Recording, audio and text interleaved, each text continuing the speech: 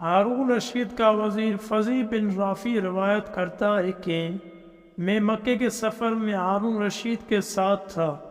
جب ہم حج کے ارکان ادا کر کے فارغ ہو گئے تو ہارون نے مجھ پر پوچھا کہ یہاں مردان خدا سے کوئی ایسا پاک وضع مرد ہے جس کا قدم بوسی کی سعادت میں حاصل کروں؟ میں نے جواب دیا کہ ہاں، عبدالرزاق سنانی بڑے باخدا اور صاحب دل آدمی ہے۔ چانچہ ہم ان کی خدمت میں پہنچے۔ ادھر ادھر کی باتوں کے بعد خلیفے نے مجھے اشارہ کیا کہ ان سے پوچھ، آپ کو کسی کا کچھ قرض دینا ہے؟ میں نے خلیفے کا یہ اشارہ پا کر دریافت کیا، جس کے جواب میں عبدالرزاق رحمۃ اللہ علیہ نے فرمایا، ہاں، مجھے فلاں شخص کا قرضہ دینا ہے۔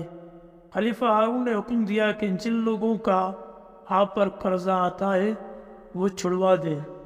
ازاں بعد ہارون نے مجھ سے کہا، اے فضیل ہنوز میں سیر نہیں ہوا، بلکہ میرا دل کسی اور خدا ترس سے ملنے کو چاہتا ہے۔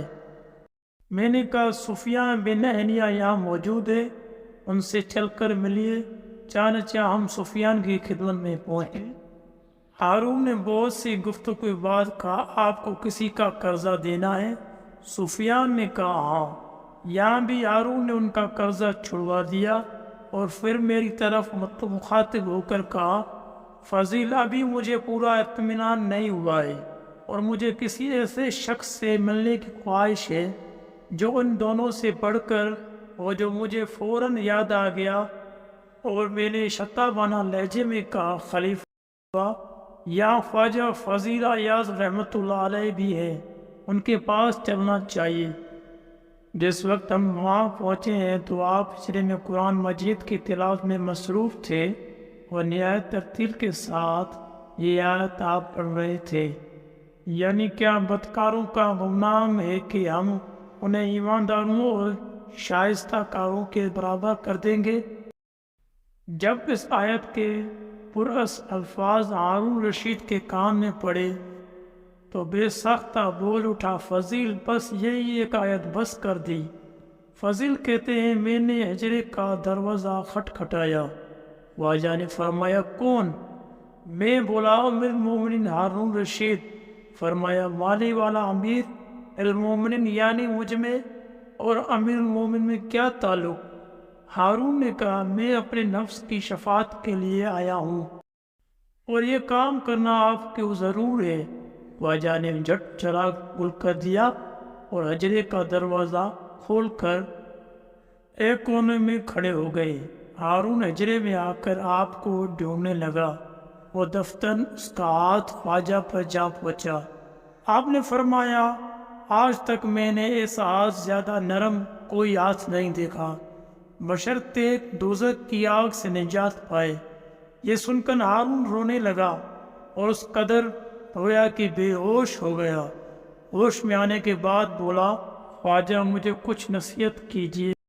فرمائے، اے امیر المومنین، تیری جد امجد نے جو جواب نبی عربی صلی اللہ علیہ وسلم کے واجب الاحترام چچا تھے، آن حضرت صلی اللہ علیہ وسلم سے ایک قوم پر حکومت کرنے کی درخواست کی تھی، جناب رسالت مآب صلی اللہ علیہ وسلم نے ان کے جواب میں فرمایا تھا کہ اے میرے بزرگ چچا، آپ کا ایک سانس خدا کی فرما برداری تھی، میں ان 1000 برسوں سے کہیں بہتر ہے جن میں خلق آپ کی اطاعت کرے، کیونکہ حکومت قیامت کے دن باعث ندامت ہوگی۔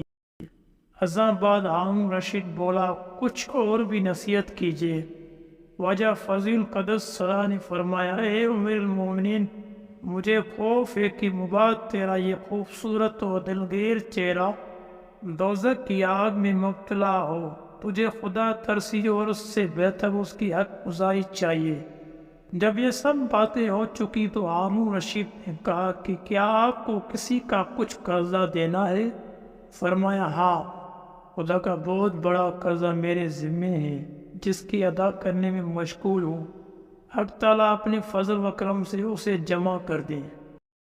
آپ کی یہ عبرت انگیز باتیں سن کر ہارون رشید نے 1000 طلائی دینار کی ایک تھیلی خواجہ کے آگے رکھ دی۔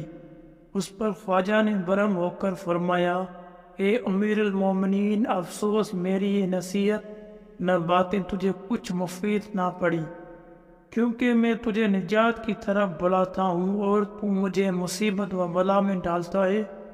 ہارون روتا ہوا باہر نکل آیا اور مجھے کہنے لگا کہ حقیقت میں خواجہ فضیل بن عیاض ایک پاک اور معزز فرشتہ ہے۔